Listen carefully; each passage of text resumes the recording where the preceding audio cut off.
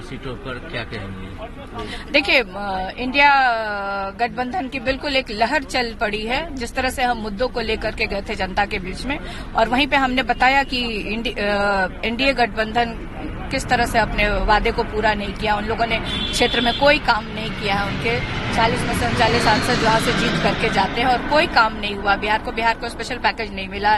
बेरोजगारी के मुद्दे पे भी ये लोग नाकाम रहे। प्रत्येक वर्ष उन्होंने कहा था कि 2 करोड़ नौकरी देंगे, 20 करोड़ नौकरी होती है, उसमें से उन्होंने कुछ नहीं किया। किसानों की आय दुगनी करने की बात कर रहे थे, महंगाई कम करने की बात कर रहे थे, और एक तरफ आप कहते हैं कि महिला सशक्तिकरण की बात करते हैं, और वहीं पे आप देखें ना कि 17 में से कितनी महिलाओं को इन लोगों ने जब अधिकार देने की बात आई, जब हिस्सेदारी देने की बात आई, तो कितने सांसद उम्मीदवार इन लोगों ने दिए हैं? एक भी नहीं दिया।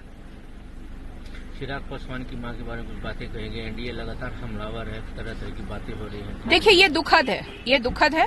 किसी भी दल में जो महिलाएं हैं उनके प्रति अभद्र टिप्पणी नहीं होनी चाहिए, किसी के भी द्वारा नहीं होनी चाहिए। लेकिन मैं एक चीज आपके माध्यम से प्रधानमंत्री जी से और भाजपा के जितने भी और एनडीए गठबंधन के जितने भी नेता हैं, और चिराग पासवान जी से भी मेरा एक प्रश्न होगा कि चिराग पासवान जी, आपका मुंह उस समय बंद हो गया था जब सम्राट चौधरी ने पिता और पुत्री पे, मेरी बहन और मेरे पिताजी के ऊपर इस तरह की अभद्र टिप्पणी की थी, तो आपको तब तकलीफ नहीं हुई थी?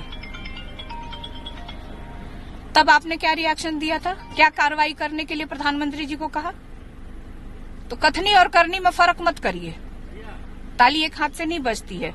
तो मैं यही कहना चाहती हूँ कि सम्मान किसी भी दल की महिलाएं हो, खासतौर पे देश की कहीं की भी महिलाएं हो, उनके प्रति किसी भी अभद्र टिप्पणी का प्रयोग किसी को नहीं करना चाहिए, और ये निंदनीय है, और मैं इसकी घोर आलोचना करती हूं। पीएम आते हैं, चाहे दिल्ली से जो लोग आते हैं, उनको 2 ही चीज दिखाई देता है, आरजेडी और जंगल राज। लगातार हमले हो रहे हैं आरजेडी पे, जंगल राज की बात वो लगातार फिर से कर रहे हैं लोग। देखिए, प्रधानमंत्री जी 10 साल में कुछ किए नहीं, तो अपनी नाकामी छुपाने के लिए इस तरह की बात करते हैं, आरजेडी पे भाषण देते हैं। बट आरजेडी पे भाषण देने से बेरोजगारी दूर हो जाएगा, महंगाई कम हो जाएगी, किसानों की आय दुगनी हो जाएगी,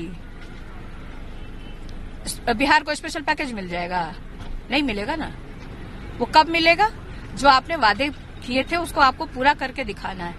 वहीं हम मुद्दों के साथ हम बात कर रहे हैं कि हमारी सरकार बनेगी तो हम अग्निवीर खत्म करेंगे, हम किसानों की आय दुगनी करेंगे, हम रोजगार देंगे, बिहार को स्पेशल पैकेज देंगे। तो ये सब मुद्दे जनता के बीच जा रहे हैं, और जनता ने पूरी भरोसा इंडिया गठबंधन के प्रति। 40 सीट पे चुनाव हो रहा है बिहार में, लेकिन सबसे ज्यादा चर्चा है पाटलिपुत्र और छपरा की। देखिए, ये क्योंकि परिवार के सदस्य यहाँ से लड़ रहे हैं, इसलिए इसको एक चर्चा में हमेशा बना रहता है, और कोई बात नहीं है। जैसे आम 40 सीटें हैं लोकसभा की, उसी तरह से ये भी हैं। हम लोग भी प्रत्याशी हैं, हम लोग भी चुनाव लड़ रहे हैं, ऐसी कोई बात नहीं है। पहले तो एनडीए ने सवाल उठाया कि लालू जी प्रचार नहीं कर रहे हैं, और जब छपरा गए हैं तो लोग बोल रहे हैं कि कुछ उनको अंदेशा हो गया इसलिए छपरा में कैंप किए हैं। नहीं, अंदेशा क्या हो गया? राष्ट्रीय अध्यक्ष की वो कर्म भूमि रही है छपरा, वहां से वो चुनाव लड़ते रहे हैं। छपरा के लिए उन्होंने बहुत कुछ किया है डेवलपमेंट पे। जब वो रेल मंत्री थे, उन्होंने फैक्ट्रियां वहां पे दी है, तो और क्यों नहीं जाएंगे राष्ट्रीय अध्यक्ष जी?